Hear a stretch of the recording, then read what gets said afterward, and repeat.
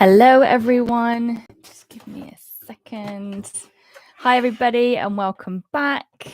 Okay. So, welcome, everybody, to my first official live stream.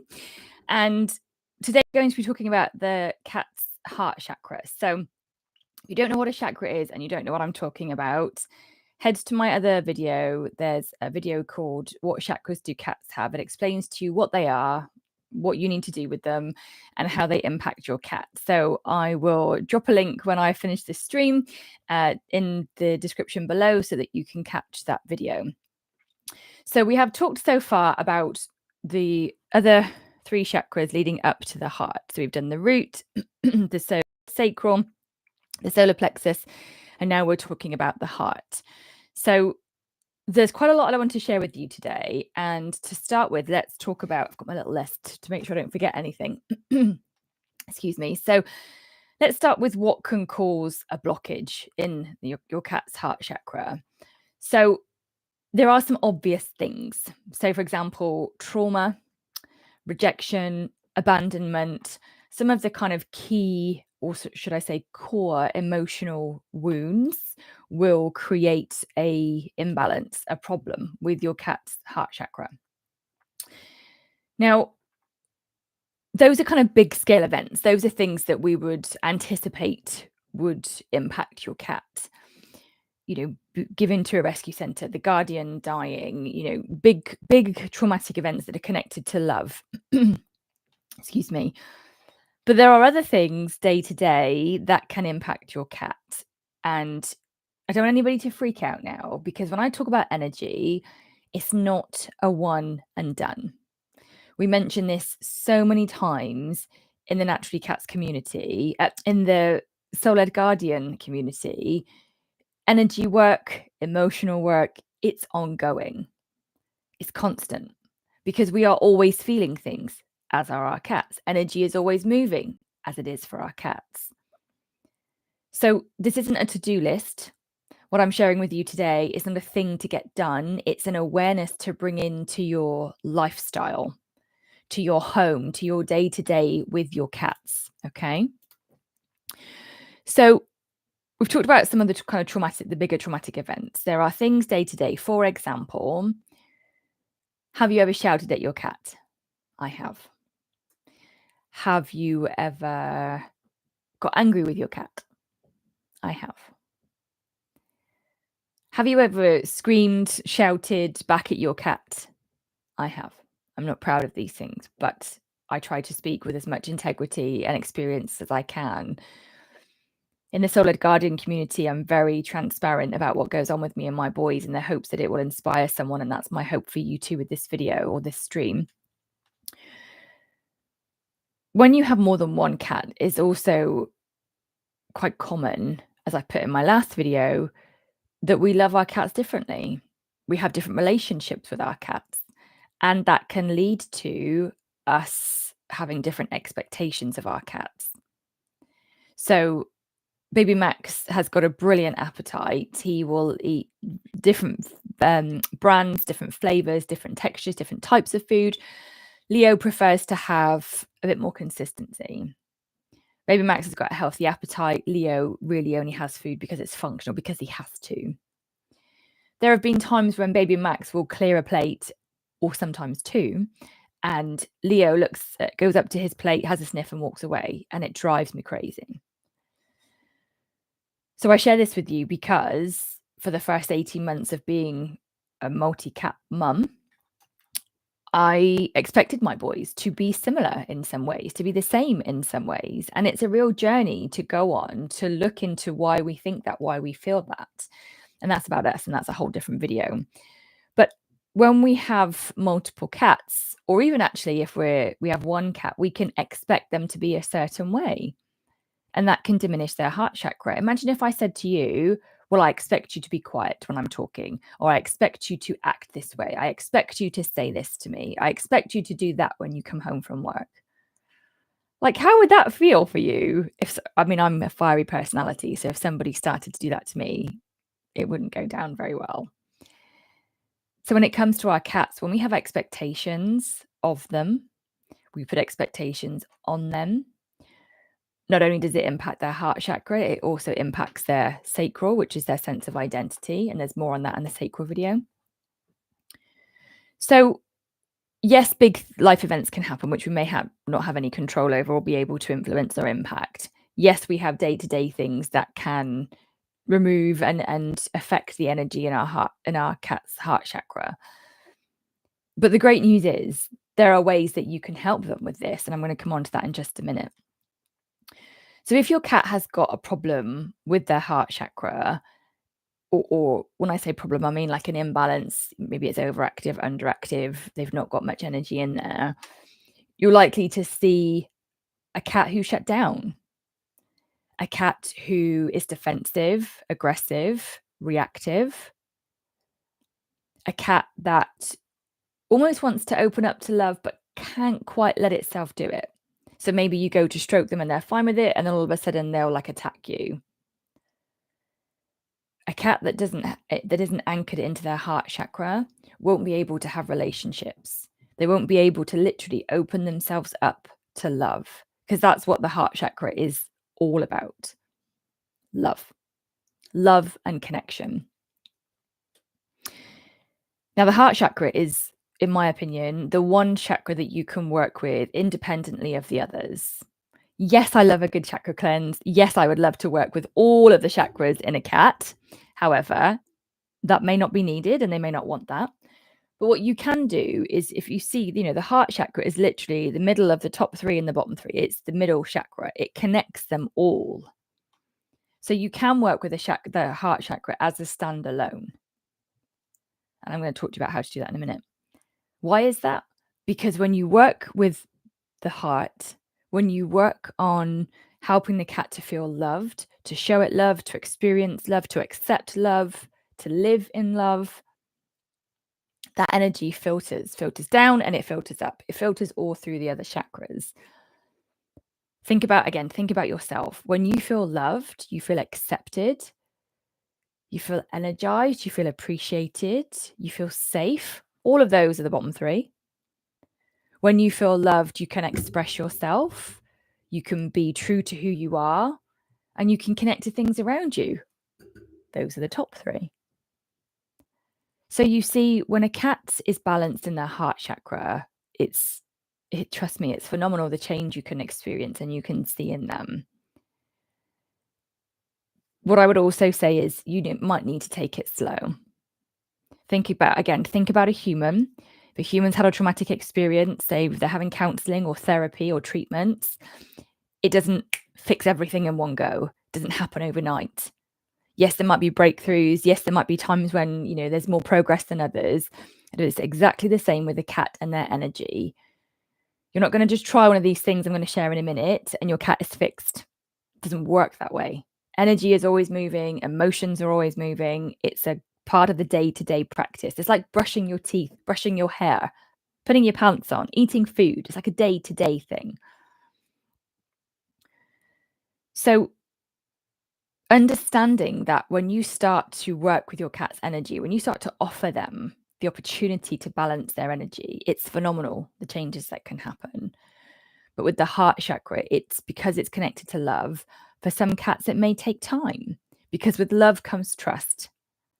And that's where the root comes in, because the root and the heart, in my opinion, that way, are 2 of the most important chakras. And again, there's a video on the root on my channel. So we've talked about what can unbalance the root. We've talked about how that would show up in your cat. And we've talked a little bit about if the cat has a balanced heart chakra, how would they be? How happy and thriving, essentially. They'd have a good appetite, they'd have a good coat, they'd be great, they'd be able to connect in relationships, they would be able to play, have a sense of joy. It's a happy cat, essentially. So in these last few minutes, let's talk a little bit about what you can do. So if you notice your cat seems a bit off, it might be their heart chakra, not like their physical heart. Crikey. There are some brilliant, really simple, really easy ways that are incredibly effective that you can use to support your cat with its heart chakra. So the first is play. Now, I used to be a behaviourist. I mean, I technically am a behaviourist still, but back in the day when I would focus on behaviour, you'll see a lot of cat people talk about how play is essential for cats. Indoor cat or outdoor cat, it doesn't matter. It's crucial for their mental health, for their physical joints, their body. But from my perspective, it is crucial for their energetic and emotional health. Now, when I say play, I don't mean you're sat with your phone in one hand and you're waving a wand toy haphazardly, or you're picking up a ball and just throwing it. Okay. The key to your cat's heart chakra is presence, being present. It's about putting distractions to one side, getting that wand toy out and playing with the cat and reading its body language. Reading when it's just about to pounce and then maybe moving the toy.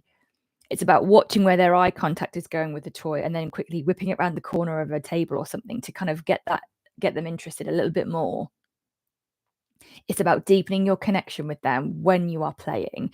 Doesn't have to be like 30 minutes, doesn't have to be an hour, doesn't need to be 3 times a day. Whatever you can manage. We are all busy people. However, trust me, I've seen it myself. I've experienced it with my boys many, many times. When I put everything to one side and I haven't even got the TV on in the background and I engage in them with play, one-to-one, I'm present, they're present. It's beautiful. I usually end up laughing, which of course raises my vibration. And it's going to do the same for your cat. Imagine if I sat down and said to you, I'm here, I'm listening. What would you like to talk about? Where would you like to go? What would you like to do? My attention is solely and purely focused on you. What can I do to support you? How would you feel? That's the same for our cats. Okay, so play is the first one. The second one is brushing. Now, not every cat will be up for this, okay? And some may take or tolerate more than others. It might be that this is a road you need to go down where you do a bit of behavior modification work with your cat to allow them to work with you in this way. Or it might be that they absolutely love it and adore it. Whatever. There's this whole spectrum of cats and being able to tolerate brushing. What I found is that there are 2 types of brushing for me. One is functional, where I'm like, God, baby Max, you've got grubbies in your butt or you've got grass seeds on your back and it needs a good brush to get that out. The other type is actually not about me. It's about me reading the cat. So Leo prefers brushes up around his face. So I will hold the brush and he will rub his face. It's not about me getting in and giving him brushes. It's about allowing him to use the brush as a tool to feel good. Like, well, that feels nice. I can put baby Max to sleep when I work with him in the brush because I read his body language. I will stroke his head ever so gently, just around the sides, around his face. And he's like, oh yeah, Mum, that's good.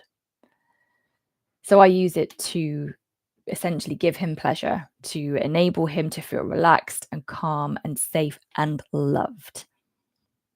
If your cat's not up for brushing, don't force it. Like I said, there is a bit of behavior work you can do, but that's if you're interested. The other one I wanted to mention is meditation. Again, some of you might roll your eyes. Maybe you're a well-practiced meditator. Maybe you're like, oh my God, like, it's not for me. You don't have to sit for 20 minutes, 45 minutes, 3 hours. You can do some simple breathing exercises. Take a nice deep breath. Let's do it now.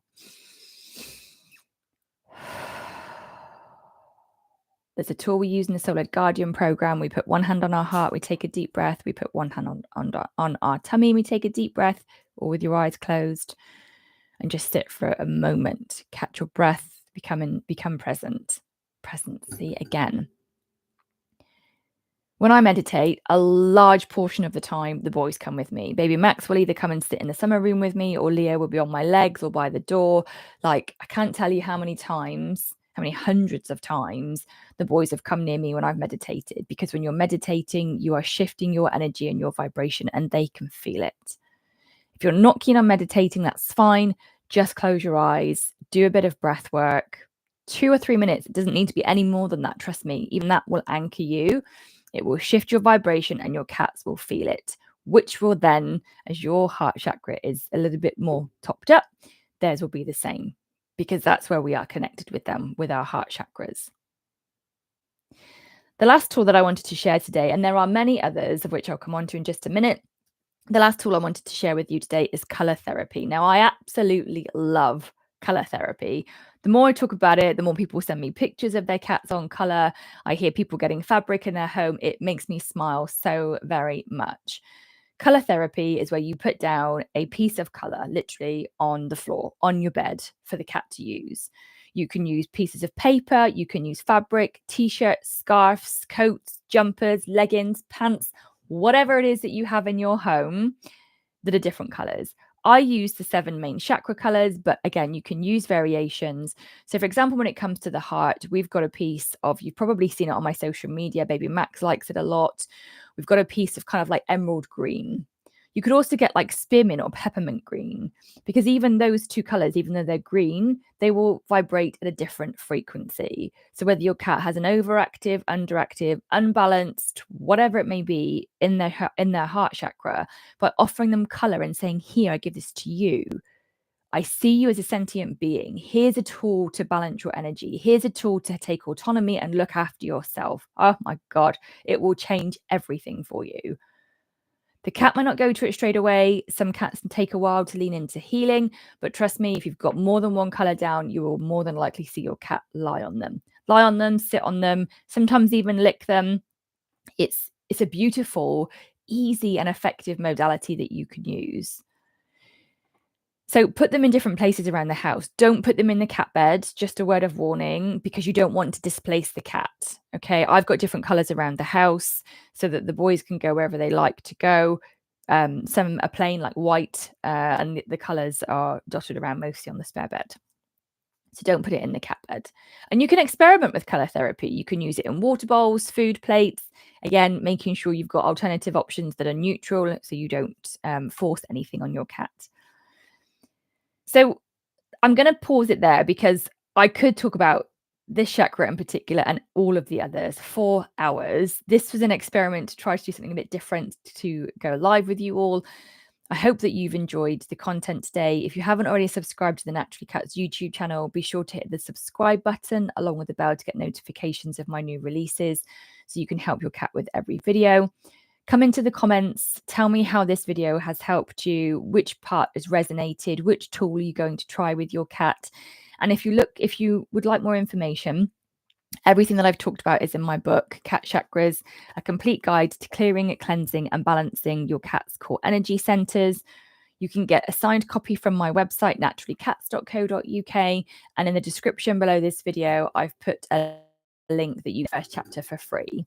So in here, I talk about all of the 7 main chakras. This is in part 2, what frequency they use, what element they work with, crystals, essential oils, herbs, and a whole lot more. The first part of the book is about how to use energy, how to work with it, how to support your cat, and how it will impact you as well. So I hope that you've enjoyed the session today. I hope that understanding a bit more about your cat's heart chakra has really helped you to recognize that the more present you can be, the more love you can give your cat, the more energy support they will receive. So thank you for joining me here today. It's been great to be with you, and I look forward to seeing you in the next video. Have a great day, everyone. Bye for now.